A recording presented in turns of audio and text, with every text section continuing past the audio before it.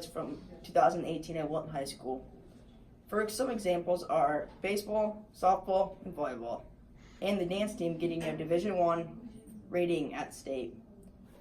We followed another highlight by all the fun homecoming activities during the fall and the dance following on the weekend.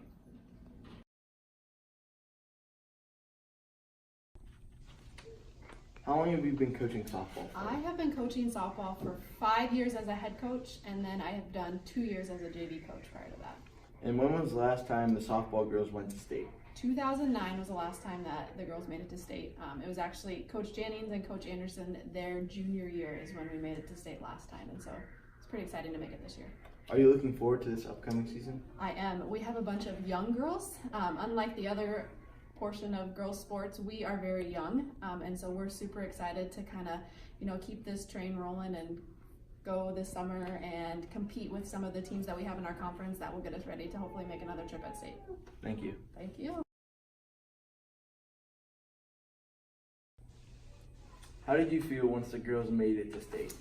I was super excited because I went to Wilton as well, and I never got to go to state as a volleyball player, and volleyball is definitely my #1 passion. So to watch these girls, especially the seniors, go from freshman to senior year and finally break through, make it to state for the first time in 14 years, I was so proud of them and just so excited for our school and the program. And how do you feel about this upcoming season? Like I said, we have a lot of seniors, so our team is going to look different, but I think it's still exciting. I think we're kind of on a roll with girls sports, so I'm excited to see what this new group of girls can do. All right, thank you. 2018 was another great year for Wilton, and hopefully 2019 will be another great year. With Wilton's basketball and wrestling going to an end, hopefully they will have a great season. The basketball season is midway through. The boys are doing well. Now we're going to talk to Mr. Grunder on how he thinks the boys are doing. How is the season going so far? I think the season's going all right. Haven't capitalized on all the opportunities that I thought we could have had, but the boys are practicing really hard, and we're definitely getting better. All right, and how have all the players improved so far over the season? I think we made great improvements in taking care of the ball, effort on defense, putting in a new offense as a new coach. Take some time, and the boys really stepped up and done a nice job. And then what are you hoping to see from your players by the end of the season? I hope that we can play an entire game. I felt like we played halves, quarters, 3 quarters of really solid basketball. We have yet to play, beginning to finish, and so that's what our goal has been, is to play a complete game and continue to get better. All right, cool. Thank you. Yep. I hope the basketball team continues to do well. Go Beavers. Wrestling is at the halfway point, and the wrestlers have been putting in a lot of hard work to keep weight for the upcoming meets. The head coach is Gabe Bourne, and we'll be asking him a few questions on how the wrestlers have been doing. Hi, McLovin. How is your season going so far? Well, not very good, but there's always room for improvement.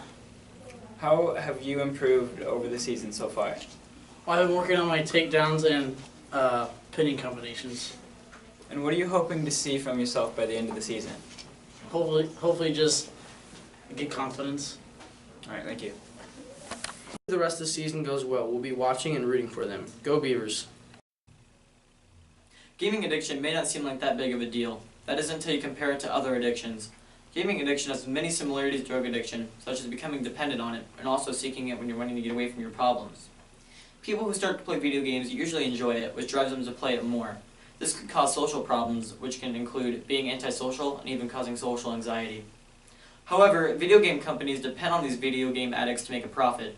To put this into perspective, Call of Duty as a whole has been played for a total of 25 billion hours. That is crazy. Also, the new hit game Fortnite Battle Royale has 40 million players sign in each month. Let's hear from our local video game players about how they feel about gaming addiction. I'm joined here with local Twitch streamer Adam Crumley to ask him a few questions. So what game do you play the most? A game I probably play the most is Fortnite Battle Royale. And how much time do you usually play it a day? 8 hours.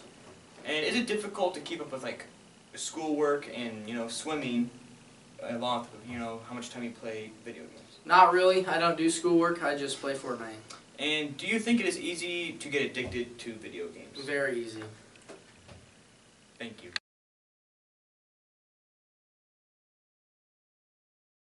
I'm joined here with local Twitch streamer Adam Crumley to ask him a few questions. So what game do you play the most? A game I probably play the most is Fortnite Battle Royale. Trey, you look like a toad. So I'm here with an anonymous Fortnite player from Wilton, Iowa, and I have a couple of questions for you. So how much time do you spend daily on Fortnite? During the week, I'll be playing for about 4 or 5 hours, but on the weekend I usually play for maybe like 13 to 14 hours a day. Alright, is it difficult to keep up with other priorities while you're distracted from these video games? I'm a responsible student, so I always do my homework before video games because homework is more important. Good job being responsible. Do you think it's easy to get addicted to these video games without realizing it? Yes, a lot, because I'm a victim of that, and I know I'm addicted, but before I didn't think anything of it. Alright, thank you.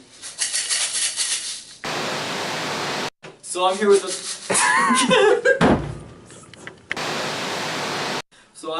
an anonymous Fortnite player from Iowa. This is not gonna work. So I'm here with an anonymous Fortnite player. So I have a couple questions for you. So how much time do you spend on Fortnite?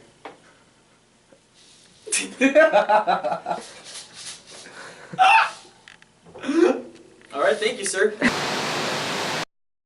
Last year, the Iowa assessments were taken during the fall around November before Thanksgiving break. As you all know, we haven't taken the test yet. This is because within our school district, the program has changed. In April, we will take the ISASP test, which stands for Iowa Statewide Assessment of Student Progress. This is an adaptive test to challenge those who find it easy and change it for those who have a harder time. We will have to use our Chromebooks, so make sure it's charged. There will be no time limit, along with resources to complete all the questions. Let's talk to Mr. Meyer to find out more about ISASP. The purpose behind ISASP, or the Iowa Statewide Assessment of Student Progress, is that every year all the students in Iowa have to take a standardized test in the state. So the test is required through law. The legislatures get together once a year. They're just starting their session now, and they require it through law. It's been in the law books for several years. It used to be Iowa Assessments. It used to be Iowa Test of Basic Skills before that. So this is just kind of a iteration or a new test, basically. But it's within law that they have to do that every year. So Iowa, about 5 years ago, contracted with a company called Smarter Balanced to do the new state assessment. And so as I got closer to the state assessment starting with that time, I believe there was a realization it was going to be way too expensive, that schools couldn't afford to pay it compared to what they used to pay for Iowa assessments. So the Iowa Department of Education contracted with another company called AIR. Similar thing happened, it was too expensive. Where they're at right now is they've contracted with Pearson, which is an Iowa-based company, which actually does testing nationwide already. It's a lot cheaper product to go through, but I think it's going to get the same results that they thought they were going to get with Smarter Balance than AIR. So the time frame for testing was changed because that's also too written in the law. The legislatures wanted everybody to take the test at the same time. If you think about it from a Spanish class, when Miss Weekly gives you a test, everybody takes the test at the same time instead of spacing it out over the year and then trying to figure out what do kids know from Spanish this part of the year compared to the middle part of the year to the end of the part of the year. So I think they've just tried to streamline that from the standpoint of everybody just takes it at the same time. Iowa assessments, we used to be able to take it at 3 different times of the year. Here in Wilton, we took it in the fall, in November. There was a winter segment and then a spring segment. We just always chose the fall, but it's been mandated to us that we have to take it in the spring now. Thank you to Mr. Meyer. Now prepare for the end of the year to see ISASP come to our school. Thank you for tuning in.